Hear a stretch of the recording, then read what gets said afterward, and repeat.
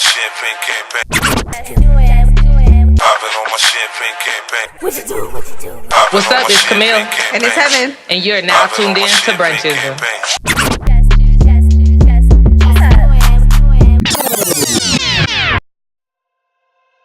What's up, everybody? I'm Jess. And I'm Camille. And I'm Heaven, Host of Brunchism, the podcast. And today we're going to do a review of the Federal Bar. During Black History Month. Stay tuned. It's time for our first segment, While We Wait.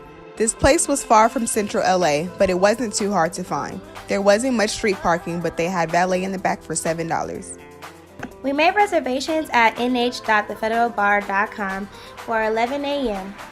Once we arrived, our table was already set up. However, the majority of our party had to be present in order for us to be seated. So, we're about to go inside, about to take some food. About to drink some mimosa. That's really what we're here for, okay? Is Yes. the mimosa. But hopefully the food is good also, or else you guys will hear about it. So, let's go inside, come on.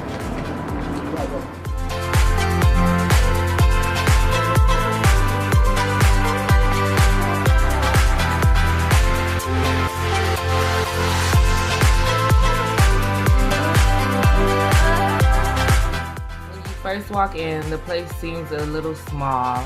There's a big bar that takes up most of the area in the front, but if you keep walking towards the back, it reveals a huge back area with plenty of space, a nice big pretty bar, and there was even an area for a live band.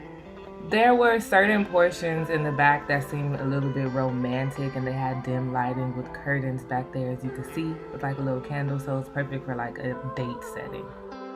Next up, what's on your menu? There was a nice variety of foods to choose from on the menu.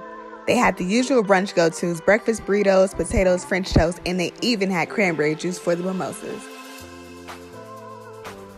They had a brunch special that featured an entree plus bottomless mimosas for $25. But if you didn't want that, you had the option of getting bottomless mimosas for $15 and purchasing either a side or an entree. The mimosas were pre-mixed, but I like this place because they did offer you an option between orange juice and cranberry juice. The price of the brunch was fairly reasonable. It ranged from as low as $6 to as high as $17. So on average, you spent about $25 to $30. You guys have the same thing. Maybe have different interpretations of it, maybe the same. But I'm also gonna get the banana bread too. It comes with caramel butter. They got something on the menu called Bughetto pasta. Definitely not pronounced like that. It's Bughetto pasta. It's good, but it's still the items that you would find at your ghetto. That's why they call it. That's what I like so much. I like how relaxed I am right now. Because sometimes we go to brunch and have like high energy, but this is smooth and relaxing. We'll check back in after I get a few pieces, then we'll see how I'm feeling. And now it's time for the main course. I ordered the breakfast sandwich and banana bread. I ordered the country-style breakfast. And I also ordered the breakfast sandwich. I've actually been to the Federal Bar before, so I already knew what I wanted. I really like their breakfast sandwich because they have really good buttery bread. I also like the breakfast potatoes. If you add a little ketchup, they're fire. And I usually don't get onions on my burger, but their onions are nice and flavorful. My appetizer, which was the banana bread, it was very tasty, but the only thing that was disappointing was that the caramel butter was not apparent for taste-wise, so I did have to sit in the back and ask for another one. Camille and I have very similar taste buds when it comes to brunching. My sandwich came with fried egg, cheddar cheese, bacon, balsamic onions, arugula on a brioche bun. Let me tell you guys, it was very tasty, but I think that it needed more meat. Country-style breakfast. It came with biscuits, gravy, bacon, 2 fried eggs, and potatoes. It wasn't bad individually, but I don't like the way it came together on the plate. Everything was kind of in one bowl, and they put the gravy on top of the eggs instead of the biscuits, which I really didn't care for. Now it's time for check, please. Our waitress had a good pace. No matter what we asked for, they got to us in a timely manner.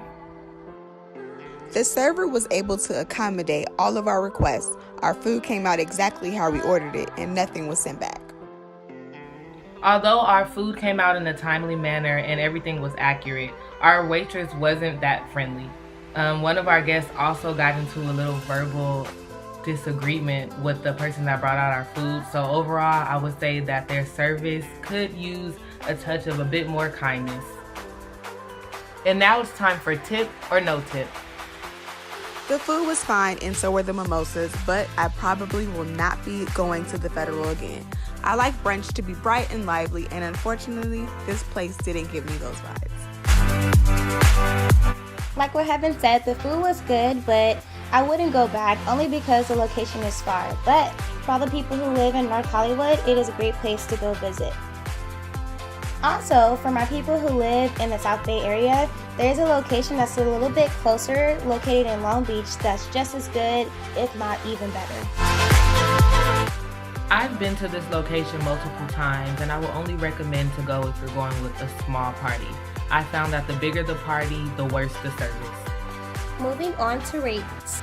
Each category is scored from a 1 to 5, with 5 being the best. Our combined score was a 55 out of 75, which is the overall C average. Thank y'all so much for coming to brunch with us at the Federal Bar. Make sure that you guys let us know a place that you'd like for us to go to or brunch at. Make sure that you like, comment, and subscribe. All right, thank you for watching. Bye.